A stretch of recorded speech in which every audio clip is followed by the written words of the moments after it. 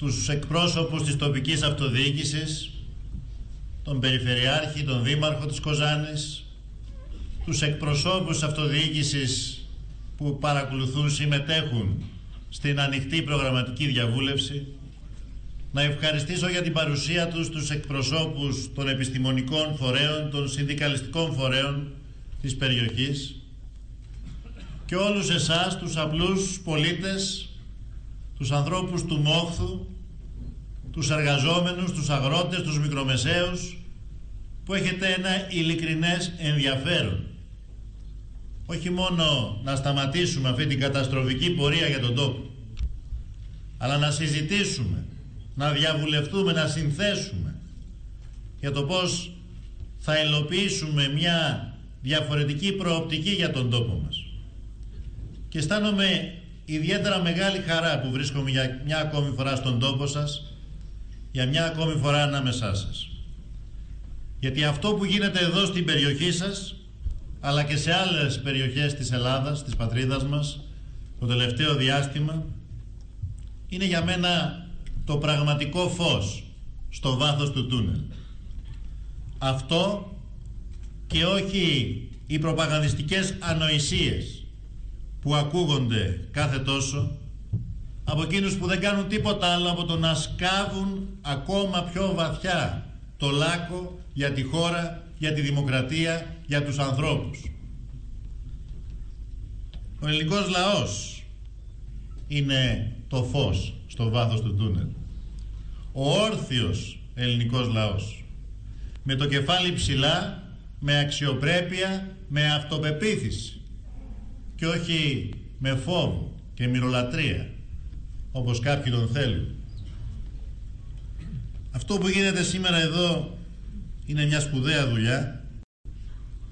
Αποδεικνύει ότι δεν περιμένουμε απαθείς, σαν ώριμο φρούτο, να πέσει στην αγκαλιά μας η διακυβέρνηση του τόπου, αλλά σχεδιάζουμε με αγωνία την επόμενη μέρα και ταυτόχρονα δίνουμε τις μάχες μας στη Βουλή, στην αυτοδιοίκηση, στους τόπους δουλειάς και δημιουργίας, στον πολιτισμό, για να αλλάξει αυτό που κάποιοι θέλουν να εμφανίσουν ως αναλύωτο. Και δίνουμε επίσης τη μάχη μαζί με τους ανήσυχους ανθρώπους, όπου και αν ανήκουν πολιτικά, για να ανοίξουμε δρόμους ανάπτυξης με λαϊκή συμμετοχή, οικολογική ισορροπία και κοινωνική δικαιοσύνη.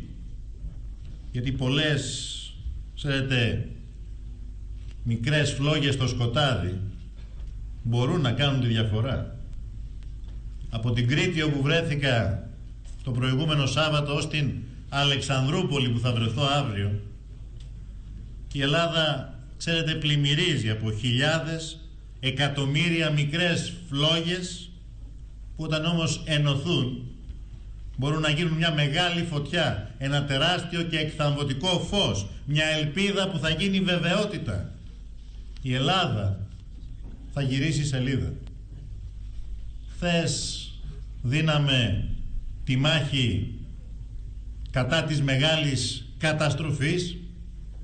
Σήμερα δίνουμε με αυτοπεποίθηση τη μάχη της μεγάλης μεταστροφής. Και αύριο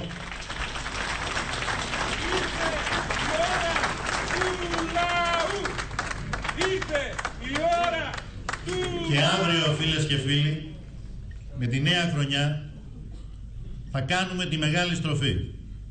Η πατρίδα μας αφήνει πίσω της το καθεστώς της διαφθοράς και της διαπλοκής, το καθεστώς των πελατειακών σχέσεων, της βρωμιάς και της μιζέριας, το καθεστώς που χρεοκόπησε το λαό για να επιβιώσει το ίδιο και οι άνθρωποι που το υπηρετούσαν. Η Ελλάδα θα γυρίσει σελίδα.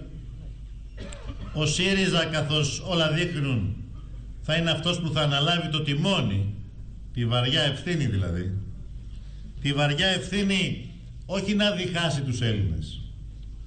Τη βαριά ευθύνη να ενώσουμε τους Έλληνες για να ξαναχτίσουμε την πατρίδα μας. Και εδώ είναι η μεγάλη μας διαφορά. Αυτοί διχάζουν και γκρεμίζουν, εμείς ενώνουμε και θέλουμε να ξαναχτίσουμε την πατρίδα μας σε στέρεες βάσεις αξιοπρέπειας και προοπτικής. όχι όμως για να ακολουθήσουμε την πεπατημένη των εντολών, των προαπαιτουμένων, των απαιτουμένων, των περικοπών των μνημονιακών που οδηγούν στην απαξίωση της ίδιας ανθρώπινης ζωής, αλλά προκειμένου να ανοίξουμε μαζί με τον λαό έναν διαφορετικό δρόμο. Φίλες και φίλοι, δεν λέω τίποτα καινούριο με την επισήμανση ότι η χώρα βρίσκεται στην πιο κρίσιμη στιγμή μετά τη μεταπολίτευση. Τούτες τις μέρες κανείς αισθάνεται ότι η ιστορία μας χτυπά την πόρτα. Όχι την πόρτα του ΣΥΡΙΖΑ, αλλά την πόρτα της πατρίδας. Την πόρτα του κάθε πολίτη που τον βύθισαν στην απόγνωση, στη φτώχεια. Την πόρτα του κάθε οικογενειάρχη που δεν μπορεί να τα βγάλει πέρα. Την πόρτα του κάθε συνταξιούχου που τον πέταξαν σαν στημένη λεμονόκουπα. Την πόρτα του κάθε νέου και της κάθε νέας που αντιμετωπίζει μια εξουσία βάναυση, γερασμένη, απαρχαιωμένη, ανίκανη να σταθεί πλάι του, να βοηθήσει, αλλά δυστυχώς ικανότατη να στέκεται απέναντι στα όνειρα, στις ελπίδες, στη δημιουργικότητα, στη νεανική ορμή και στη διάθεση των νέων ανθρώπων να αλλάξουν τον κόσμο, να δημιουργήσουν καλύτερες προϋποθέσεις για να ζήσουν αυτοί και τα παιδιά τους. Ο ελληνικός λαός τούτες τις μέρες καλείται να απαντήσει σε ένα κρίσιμο δίλημμα. Θα συνεχιστεί ο δρόμος των μνημονίων, ο δρόμος της φθοράς και της κατάπτωσης της χώρας, μιας χώρας που μπορεί να είναι μικρή σε έκταση, αλλά είναι μεγάλη σε ανθρώπινο δυναμισμό, σε ιστορία, σε πολιτισμό, σε αγώνες για την ελευθερία και σε αξίες, σε ιδανικά. Θα συνεχιστεί λοιπόν αυτός ο δρόμος της καταστροφής.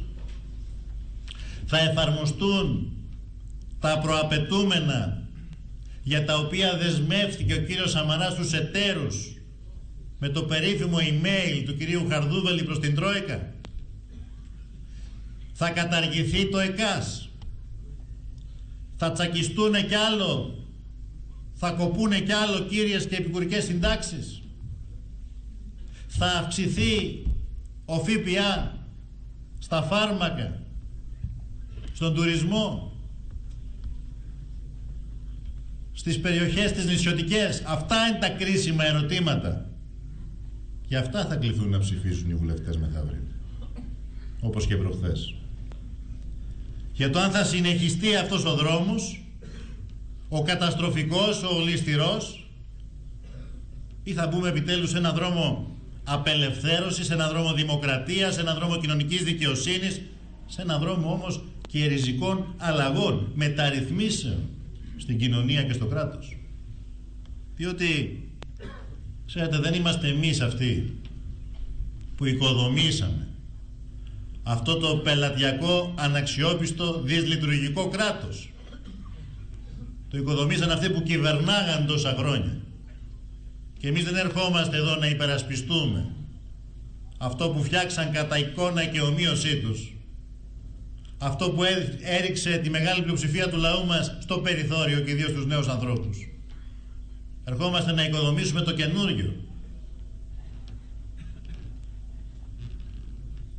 Και το ερώτημα λοιπόν είναι, θα συνεχίσουμε με τις γερασμένες εξουσίες, με τη διαφθορά και τη διαπλοκή, με τους κομματικούς στρατούς που θέλουν το κράτος λάφυρο του εκάστοτε νικητή, ή θα τολμήσουμε τη μεγάλη αλλαγή ανθρώπων, ιδεών, αντιλήψεων, πρακτικών που μπορεί να γεννήσει μια πραγματικά μεγάλη αλλαγή στη χώρα και να δώσει πνοή, ελπίδα, έμπνευση στους ανθρώπους. Και σε τελική ανάλυση, αν θέλετε, το δίλημμα μετουσιώνεται στο εξής: θα προχωρήσουμε μπροστά με το παλιό που μας κατέστρεψε ή με το νέο? Μας λένε και σας λένε ότι το νέο, ο ΣΥΡΙΖΑ, δεν έχει την εμπειρία για να διαχειριστεί τα δύσκολα προβλήματα που αντιμετωπίζει η πατρίδα μας σε αυτή την κρίσιμη φάση. Εγώ θα απαντήσω ευτυχώς που δεν έχουμε την πείρα των υποκλήσεων μπροστά σε κάθε λογής ολιγάρχες νέους ή παλιούς. Δεν έχουμε την πείρα των εναγκαλισμών με τη διαπλοκή, την πείρα της υποταγής.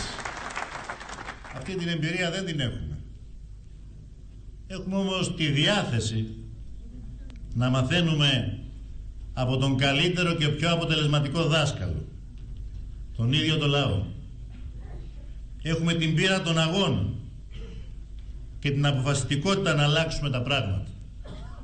Τη σταθερή πεποίθηση, αν θέλετε, που εκφράζει το παλιό μα τόσο επίκαιρο σύνθημα ότι λαός ενωμένος ποτέ νικημένος. Θέλουμε να ενώσουμε τον λαό για να αντιμετωπίσουμε τις μεγάλες προκλήσεις που έχουμε μπροστά μας και πιστεύουμε ότι θα τα καταφέρουμε.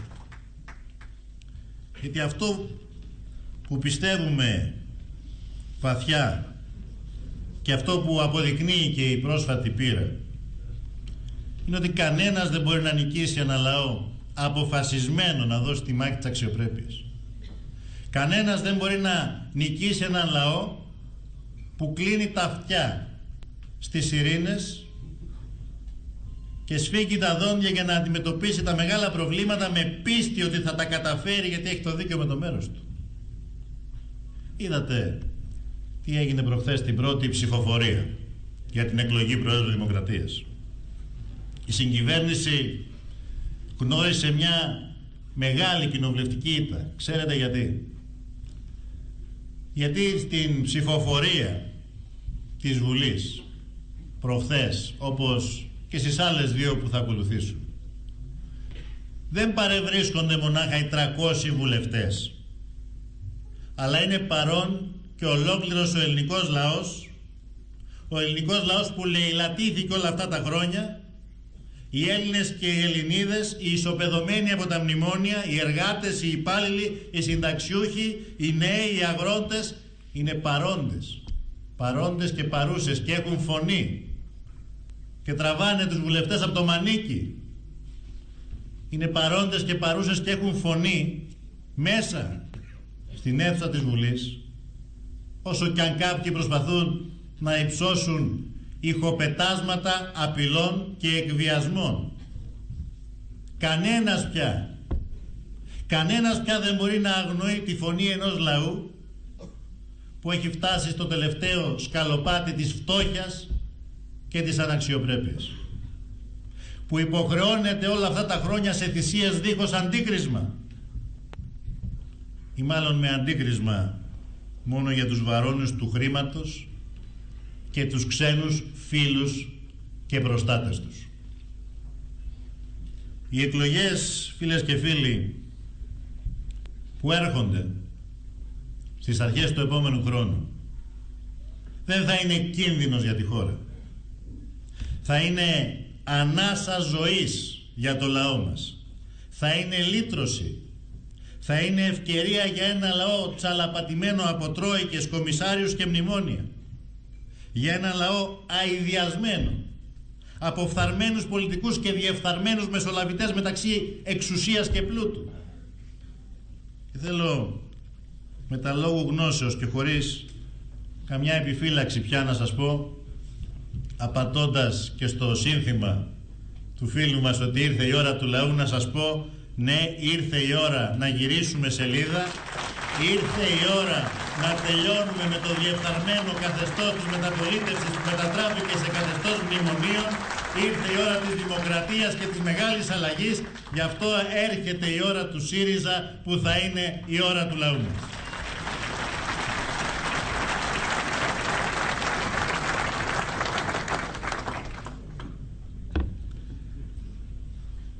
Φίλες και φίλοι, ξέρουμε πάρα πολύ καλά όμως ότι αυτό δεν αρέσει καθόλου σε κάποιους καλομαθημένους της διαπλοκής και στους ακόλουθούς τους που βυσοδομούν κακοποιώντας τη δημοκρατία, την αλήθεια, τους ανθρώπους, τις αξίες. βλέπουμε ορισμένα μέσα ενημέρωσης να έχουν το τελευταίο διάστημα καταντήσει ντουντούκες χυδαίας προπαγάνδας. Βλέπουμε πως μας πολεμούν οι ολιγάρχες του τραπεζικού συστήματος. Όλοι όσοι το προηγούμενο διάστημα είδαν την κρίση ως ευκαιρία για να κερδίσουν ακόμα περισσότερα, διοχετεύοντας δισεκατομμύρια στις τράπεζες και ταυτόχρονα κατεδαφίζοντας μισθούς, διαλύοντας εργασιακές σχέσεις, καταπατώντας δικαιώματα. Και βλέπουμε επίσης πως ξεπερνά κάθε όριο ήθους, κάθε κανόνα δημοκρατίας, κάθε φραγμό εντιμότητας η σημερινή συγκυβέρνηση των μνημονίων προκειμένου να αγαντζωθούν στις καρέκλες της εξουσίας. Από χθες όμως παρακολουθούμε με το στόμα ανοιχτό και πιάνοντας τη μύτη από τη δυσοσμία τις τελευταίες εξελίξεις. Με την υπόθεση του Παύλου Χαϊκάλη και τις καταγγελίες για εκβιασμούς, για δοκία και άλλα χειρότερα. Μόλις έμαθα ότι ο φερόμενος ως ενδιάμεσος, που όλος παραδόξως σήμερα μόλις εκλήθησε απολογία, παραδέχθηκε ότι αποπειράθηκε να δωροδοκίσει. Μέχρι προχθές, μέχρι σήμερα, εξίσου παραδόξως, κάποιοι προσπάθησαν να εμφανίσουν αυτή την υπόθεση ως μια δολοπλοκία και να εμφανίσουν το θύμα ως θήτη και τον θήτη ως θύμα. Αυτό που αξίζει κανείς να πει είναι ότι ο Παύλος ο Χαϊκάλης, ό,τι και αν κρύβει αυτή η βρωμερή υπόθεση, πρέπει να επισημάνουμε ότι έπραξε το καθήκον του. Ειδοποίησε από την πρώτη και όλα στιγμή τη δικαιοσύνη, η οποία έστω και τώρα πρέπει να κινηθεί ταχύτατα για να ρηχθεί άπλετο φως στην υπόθεση και να βγούμε από τον βούρκο. Έπραξε λοιπόν το καθήκον του. Στάθηκε στο ύψος των περιστάσεων. Κι ας πέφτουν κάποιοι μέσα στην ευρικότητά τους, που προδίδει πανικό, να μηνύσουν αυτόν που κατήγγειλε και όχι αυτόν που διέπραξε την απόπειρα δωροδοκίας. Έπραξε λοιπόν το καθήκον του αποδεικνύοντας ότι σε αυτόν τον τόπο δεν είναι όλα ίσωμα. Όσοι νομίζουν πως οι βουλευτές δεν θα αποφασίζουν με βάση τη συνείδησή τους, κάνουν τεράστιο λάθος. Όσοι νομίζουν ότι η αξιοπρέπεια έχει κοστολογηθεί και μπορεί να αγοράζεται και να εξαγοράζεται, επίσης κάνουν τεράστιο λάθος. Οι βουλευτές, όσες μεθοδεύσεις και πιέσεις κάποιοι να σκαρφιστούν, είμαι βέβαιος ότι θα πράξουν σύμφωνα με τη συνείδησή τους, όποια και αν είναι η επιλογή τους. Και φυσικά μακριά από μας οι γενικεύσεις, δεν το κάναμε ποτέ, γενικεύσεις οι οποίες αδικούν βουλευτές. Βλέπω όμως τελευταίες ώρες ορισμένοι στην προσπάθειά τους να απομονώσουν τον ΣΥΡΙΖΑ από τους συμμάχους του, να έχουν την αξίωση να μας υπαγορεύσουν και ποιους θα βάλουμε ή δεν θα βάλουμε στα ψηφοδέλτια μας. Τους απαντώ λοιπόν. Τις συμμαχίες, τις συνεργασίες και τα ψηφοδέλτια του ο ΣΥΡΙΖΑ θα τα αποφασίσει μέσα από τις συλλογικές του διεργασίες. Δεν θα τα αποφασίσουν αυτά ούτε οι αντίπαλοι του ΣΥΡΙΖΑ, ούτε πολύ περισσότερο η ίδια η διαπλοκή και η παρατρεχάμενη της. Τελεία και παύλα. Σε όσους επιθυμούν ο ΣΥΡΙΖΑ να είναι απομονωμένος, ώστε να συνεχίζονται τα μνημόνια και οι αρπαχτές τους, εμείς απαντάμε: κύριοι, παίξατε και χάσατε. Όχι τώρα, εδώ και πολλά χρόνια. Ο ΣΥΡΙΖΑ ξέρει να μάχεται, ξέρει να πείθει, ξέρει να νικά, ξέρει να ενώνει. Και αυτό θα κάνει και τώρα, στην πιο κρίσιμη στιγμή για την πατρίδα και τον λαό. πω επίσης, πάλι με πλήρη επίγνωση των λόγων, προς όλους αυτούς που το τελευταίο διάστημα φαίνονται πανικόβλητοι και κάνουν το ένα λάθος μετά το άλλο. Θα τους ζητήσω να το πάρουν απόφαση. Ό,τι και να κάνουν, όσους μηχανισμούς και να θέσουν στην υπηρεσία τους προκειμένου να εμφανίσουν τη νύχτα ως μέρα, δεν θα τους περάσει. Δεν θα τους περάσει γιατί στη συνείδηση του ελληνικού λαού είναι ήδη χρεοκοπημένοι. Μόνο που στην προσπάθειά τους ξεσκεπάζονται και φανερώνονται ακόμα πιο πολύ. Φανερώνεται η ενοχή τους, φανερώνεται ο πανικός τους, φανερώνεται ο φόβος τους. Βέβαια έχουν δίκιο κάποιοι να φοβούνται, γιατί έρχεται η λαϊκή κρίση και έρχεται αυτό που εγώ ονομάζω μια νέα μεταπολίτευση.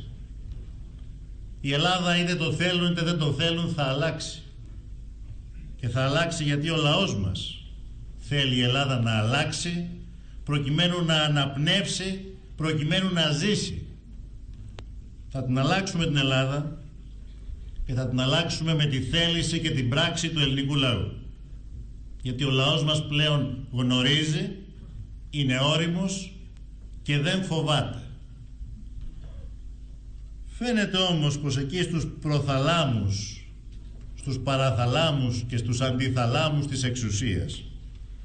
της εξουσίας και του πλούτου, κάποιοι δεν καταλαβαίνουν ότι η χώρα βρίσκεται μπροστά σε μια ιστορική πολιτική αλλαγή. Και αυτοί που έχουν ευθύνη για όσα συνέβησαν μέχρι τώρα προσπαθούν να φοβήσουν. Ίσως προκειμένου να καταφέρουν με αυτόν τον τρόπο να ξεπεράσουν το δικό τους φόβο. Τον φόβο για την ευθύνη που αργά ή γρήγορα θα τους καταλογιστεί από την ψήφο του λαού. Θέλω λοιπόν να τους απαντήσω εδώ από την Κοζάνη σε όλους αυτούς. Με πλήρη επίγνωση. Να τους απαντήσω και να τους πω εσείς όλοι, κέντρα και παράκεντρα εξουσίας, εσείς όλοι που τόσα χρόνια με τη λεμαργία του εύκολου πλουτισμού, με τα δωράκια της διαπλοκής, με την εξουσία των σκοτεινών διαδρόμων και των ακόμα πιο σκοτεινών διαδρομών του χρήματος, εσείς που υπαγορεύατε όλα αυτά τα χρόνια νυχτερινές τροπολογίες σε κυβερνήσεις υπαλλήλων σας για να αποκομίσετε κέρδη και προνόμια, εσείς που ακόμα και τώρα σε αυτή την κρίσιμη στιγμή μασάτε την αλήθεια σαν τσίχλα στα μεγάλα μέσα ενημέρωσης των εθνικών εργολάβων, εσείς που από το λαθρεμπόριο, την φοροδιαφυγή, τις κομπίνες με κρατική συμμετοχή, τον εργασιακό μεσαίωνα, τα θαλασσοδάνεια των τραπεζών συνεχίζετε ακόμα και τώρα να θησαυρίζετε άκοπα, εσείς που απολαμβάνετε την ασυλία που σας προσφέρει ένα καθεστώς υποταγμένο στα μνημόνια και τη διαπλοκή, λοιπόν ναι, εσείς έχετε κάθε φόβο να φοβάστε ότι έχετε να χάσετε από μια κυβέρνηση κοινωνικής σωτηρίας με κορμό το ΣΥΡΙΖΑ.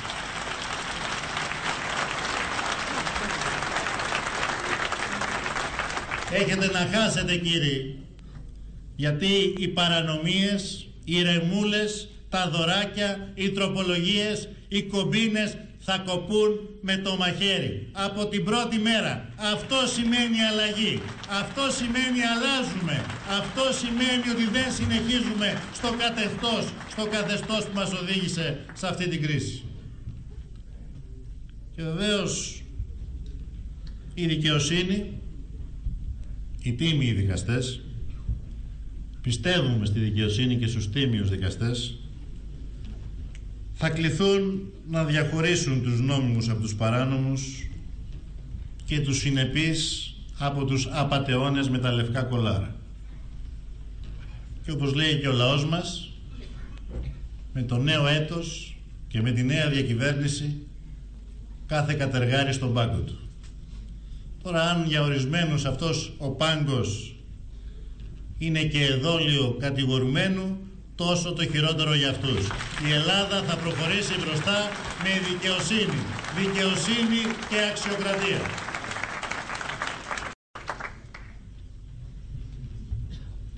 Ο λαός μας, όμως, από την άλλη πλευρά, φίλες και φίλοι, σε αντίθεση με όλους αυτούς στους οποίους έστειλα μήνυμα ξεκάθαρο, ο λαός μας, σε αντίθεση με όλους αυτούς, οι άνθρωποι της δουλειάς, οι μικρομεσαίοι της δημιουργίας, όλοι αυτοί που έχουν λαιλατηθεί τα τελευταία χρόνια, η ιδιωτική πρωτοβουλία που επενδύει κόπο, ιδέες και χρήμα και προσδοκά κάποιο εύλογο κέρδος και δεν το έχει, οι νέοι που αγωνιούν, όλοι αυτοί όχι μόνο δεν έχουν να χάσουν, αλλά θα κερδίσουν. Θα κερδίσουν με τον ίδιο τους τον αγώνα μια Ελλάδα όρθια και αισιόδοξη. Θα κερδίσουν μια ζωή με αξιοπρέπεια, με το κεφάλι ψηλά. Θα κερδίσουν μια χώρα με προοπτική, μια χώρα που θα είναι περήφανη, που μπορούν να ζουν, να δημιουργούν και να βλέπουν το μέλλον με αισιοδοξία.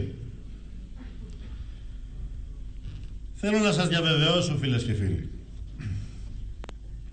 ότι η δική μας κυβέρνηση θα είναι τελείως διαφορετική από όλες τις κυβερνήσεις που γνώρισε μέχρι σήμερα ο τόπος.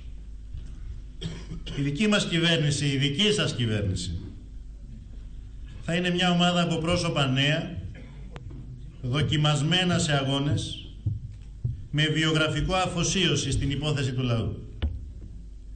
Θα είναι μια κυβέρνηση που θα έχει τη βούληση, την αντοχή, την ωριμότητα, την ευελιξία, όχι μόνο να καταργήσει τα μνημόνια, αλλά και να διαπραγματευτεί σκληρά για το χρέος και όλα τα μεγάλα ζητήματα σε ευρωπαϊκό επίπεδο. Θα είναι μια κυβέρνηση που θα ξέρει να λέει όχι όταν πρέπει να πει όχι. Θα είναι μια κυβέρνηση που θα αντιπροσωπεύει όλη την ευρύτητα, την πολυχρωμία και το βάθος της λαϊκής βούλησης. Θα είναι μια κυβέρνηση που θα έχει στην προμετωπίδα της τον διάλογο, την ενότητα, την εντιμότητα, την αποτελεσματικότητα, την διαφάνεια, την νομιμότητα, τη δημοκρατία ως το τέλος. Θα είναι μια κυβέρνηση στην οποία θα έχουν θέση πρόσωπα με γνώσεις, ικανότητες, αφοσίωση στο λαό και στην πατρίδα, και ας μην ανήκουν στο δικό μας πολιτικό χώρο. Θα είναι μια κυβέρνηση που θα δώσει χωρίς παραχωρήσεις τη μάχη, προκειμένου να απαλλάξει το κράτος από την φαυλότητα, τη διαπλοκή, πολλές φορές την αμοιβόμενη τεμπελιά, τις κομματικές κουμπαριές, την διαφθορά και τη σύψη. Θα είναι μια κυβέρνηση που δεν θα διστάσει να συγκρουστεί με τα μεγάλα συμφέροντα που αυτή τη στιγμή διαφεντεύουν τις τύχες της χώρας, αλλά και με τα μικρά, τα μικρότερα συμφέροντα που διαβρώνουν τη δικαιοσύνη και την κοινωνική αλληλεγγύη. Γι' αυτό και πιστεύουμε ότι θα είναι μια κυβέρνηση ελευθερίας, δημοκρατίας και ανοχής στο διαφορετικό. Γιατί εμείς ξέρουμε, φίλες και φίλοι, όχι μόνο από πού ερχόμαστε, αλλά και πού θέλουμε να πάμε. Έτσι, στο φάντασμα του φόβου, εμείς αντιπαραθέτουμε τον πόθο του λαού μας για μια πραγματική αλλαγή. Στο ζόφο των εκβιασμών αντιπαραθέτουμε το φως της ελπίδας και στους μηχανισμούς της βίας την βούληση του λαού μας.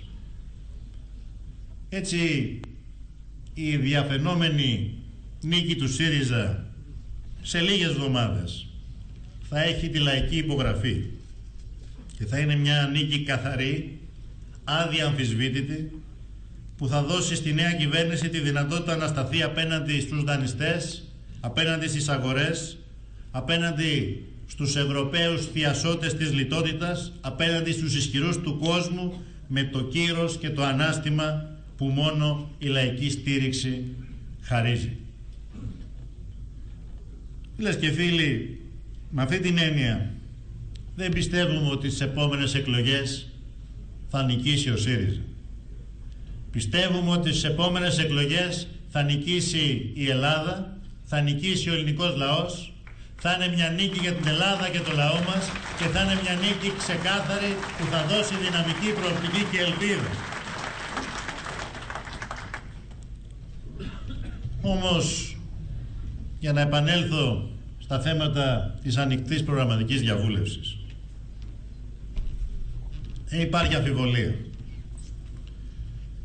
ότι θα έχουμε να αντιμετωπίσουμε μια παραγωγική βάση διαλυμένη, μια οικονομία καχεκτική, τεράστιες δυσκολίες, σχεδόν 50% ανεργία στους νέους ανθρώπους, τεράστια ποσοστά επίσημης ανεργίας, αλλά ακόμα μεγαλύτερα ποσοστά φτώχειας.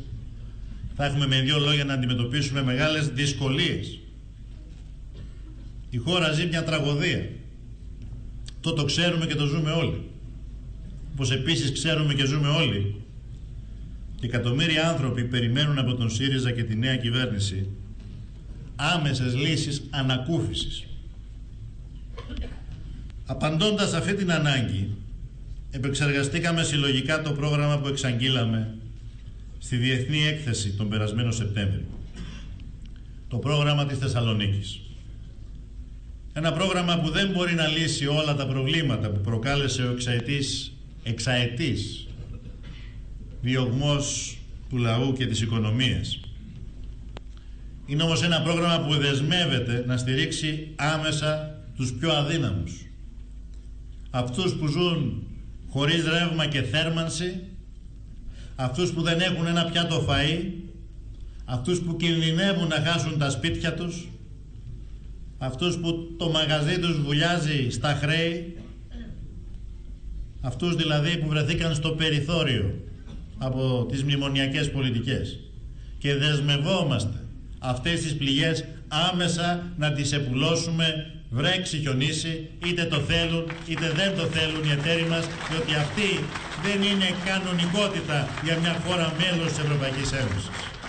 Και θέλουμε να αποκαταστήσουμε την κανονικότητα. Αυτή είναι η κανονικότητα. Να μην υπάρχουν συμπολίτες μας που βρίσκονται στη φτώχεια, στην αναξιοπρέπεια. Να μην υπάρχουν συμπολίτες μας χωρίς τη δυνατότητα πρόσβασης σε ιατροφαρμακευτική περίθαλψη, χωρίς ένα πιάτο φαΐ. Δεσμευόμαστε επίσης να υλοποιήσουμε το σχέδιο για την επανεκκίνηση της οικονομίας. Ένα σχέδιο που προβλέπει την αύξηση του κατώτατου μισθού στα 751 ευρώ, που προβλέπει την επαναφορά της 13ης σύνταξης ως στοιχεία που θα δώσουν όθηση στην οικονομία και όχι εν είδη φιλανθρωπίας. Δεσμευόμαστε να πάρουμε μέτρα, να σχεδιάσουμε ένα πρόγραμμα για την ανακούφιση της ανεργίας. Και δεσμευόμαστε όλα αυτά διότι σχεδιάσαμε ένα πρόγραμμα που βρίσκεται σε δημοσιονομική ισορροπία. Γι' αυτό και λέμε και επαναλαμβάνουμε ότι δεν εξαρτάται από την έκβαση της κρίσιμης και σκληρής διαπραγμάτευσης για το μεγάλο εθνικό θέμα του χρέους, που πριν το μνημόνιο ήταν στο 120% του ακαθάριστου εγχώριου προϊόντος και τώρα πλησιάζει σχεδόν 2 φορές το ακαθάριστο εγχώριο προϊόν. Μας είπαν ότι τάζουμε λεφτά που δεν υπάρχουν. Δεν θέλουν να καταλάβουν ότι εμείς απεχθανόμαστε αυτές τις μεθόδους εξαπάτησης που οι ίδιοι έχουν εφεύρει και κατά κόρον χρησιμοποιούν. Άλλα να υπόσχονται, άλλα να σκέφτονται και άλλα να κάνουν. Το πρόγραμμα της Θεσσαλονίκης είναι πλήρως κόστολογισμένο και ως προς τις δαπάνες αλλά και ως προς τους πόρους προκειμένου να δοθούν αυτές οι δαπάνες. Είναι άμεσα υλοποιήσιμο, μπορούμε να το ξεκινήσουμε άμεσα και θα το ξεκινήσουμε άμεσα στις αρχές του νέου χρόνου μετά την ανάδειξη της νέας κυβέρνησης από μια μεγάλη λαϊκή πλειοψηφία και την εκλογή του νέου Προέδρου της Δημοκρατίας από με μεγάλη συνένεση από τη νέα Βουλή που θα προκύψει από τη λαϊκή ετυμηγορία. Έτσι θα ξεκινήσουμε μια τεράστια επιχείρηση κοινωνικής σωτηρίας, η οποία όμως ταυτόχρονα θα αλλάξει το κλίμα στη χώρα και θα ξανακινήσει η οικονομία. Σε αυτό το κλίμα αναζήτησης δρόμων ανάπτυξης, με κοινωνική δικαιοσύνη και συνοχή, από ό,τι άκουσα κινείται και ο δικός σας προβληματισμός για την περιφέρεια της Δυτικής Μακεδονίας. Μια περιφέρεια που έχει υποφέρει πολύ, πρέπει να πω. Μια περιφέρεια που έχει δώσει πολλά στην πατρίδα, πολλά δισεκατομμύρια ευρώ στην πατρίδα και έχει σπράξει ελάχιστα, και δικαιοσύνη και ισότητα, ισονομία, ισοτιμία σημαίνει ότι κάποια στιγμή η πατρίδα πρέπει να ανταποδώσει αυτή την προσφορά. Ξέρω ότι έχετε σκέψεις, ιδέες, προγράμματα. Γνωρίζω την πρόταση της Περιφερειακής Αυτοδιοίκησης για μειωμένο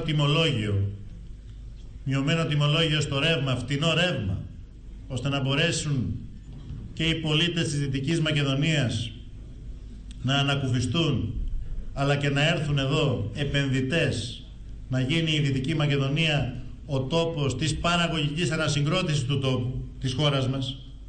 Και νομίζω ότι αυτό είναι κάτι που έχουμε υποχρέωση να το υλοποιήσουμε και να το προχωρήσουμε, και θα το υλοποιήσουμε με την δική σας συμβολή. Ακούγοντας λοιπόν τις σκέψεις σας και τις ιδέες σας, μόνο αισιοδοξία μπορεί κανείς να αισθανθεί από τις ζωντανές δυνάμεις, τους ανήσυχους ανθρώπους που συμμετέχουν σε αυτή την προσπάθεια. Όλοι εσείς αποτελείτε την καλύτερη εγγύηση για την ποιότητα ενός ριζοσπαστικού αλλά και ρεαλιστικού, υλοποιήσιμου περιφερειακού προγράμματος ανασυγκρότησης. Επιτρέψτε μου όμως στο σημείο αυτό να θίξω κάποια, κατά τη γνώμη μου, ουσιαστικά ζητήματα, με τη φιλοδοξία να συμβάλλω κι εγώ στον προβληματισμό που αναπτύξατε. Η βασική μας αρχή διατυπώνεται σε μία και μοναδική φράση. Η αναπτυξιακή πολιτική πρέπει να έχει κοινωνικό και περιβαλλοντικό αποτύπωμα. Αυτό σημαίνει ότι σχεδιάζεται με κριτήρια. Πρώτον, τη δημιουργία θέσεων αξιοπρεπούς εργασίας, γιατί οι νέοι άνθρωποι πρέπει να ζήσουν σε αυτόν τον τόπο που γεννήθηκαν, να αντιμετωπίσουμε την τεράστια μάστιγα της μετανάστευσης νέων και κυρίως νέων επιστημόνων. Δεύτερον, την στήριξη των μικρών επιχειρήσεων και με των μεσαίων επιχειρήσεων απέναντι στα ισχυρά οικονομικά συμφέροντα. Τρίτον, την προώθηση της κοινωνικής οικονομίας και των συνεργατικών εγχειρημάτων. Τέταρτον, την περιβαλλοντική προστασία. Και πέμπτον, την προσπάθεια να μένει όσο το δυνατόν περισσότερο ο πλούτος που παράγεται σε αυτόν τον τόπο, να μένει σε αυτόν εδώ τον τόπο και να επανεπενδύεται. Σημειώστε εδώ κάτι θεμελιώδες για μας. Στη λογική μας για την ολόπλευρη στήριξη της παραγωγικής ανασυγκρότησης, έχουμε στόχο να αξιοποιήσουμε και να χρησιμοποιήσουμε όλα τα εργαλεία δημόσιας πολιτικής. Πάνω σε αυτή την αρχή έχει σχεδιαστεί το περιφερειακό πρόγραμμα του ΣΥΡΙΖΑ για την ανασυγκρότηση της Δυτικής Μακεδονίας, την στήριξη της αγροτικής παραγωγής, την ενίσχυση του ήπιου τουρισμού, την αναβάθμιση της τοπικής παραγωγικής δραστηριότητας, αλλά και την αξιοποίηση του ενεργειακού πλούτου, αξιοποίηση ήπια και περιβαλλοντικά και κοινωνικά βιώσιμη. Πριν όμως απ' όλα θεωρούμε ότι η παραγωγική ανασυγκρότηση προϋποθέτει να μπορεί ο κόσμος να ζει με αξιοπρέπεια στον τόπο του, άρα να υπάρχουν και να λειτουργούν οι κοινωνικές υποδομές. το σχολείο, τους σταθμούς, τα κέντρα υγείας, τα νοσοκομεία. Η παραγωγική ανασυγκρότηση προϋποθέτει επίσης και υποδομές, δρόμους και δίκτυα που θα λειτουργούν με γνώμονα το δημόσιο συμφέρον και όχι τις ευκαιριακές κερδοσκοπικές επιδιώξεις κάποιων συγκεκριμένων επιχειρηματιών. Δεν θα μακρηγορήσω, επιτρέψτε μου όμως να σταθώ ειδικά στο θέμα της ΔΕΗ.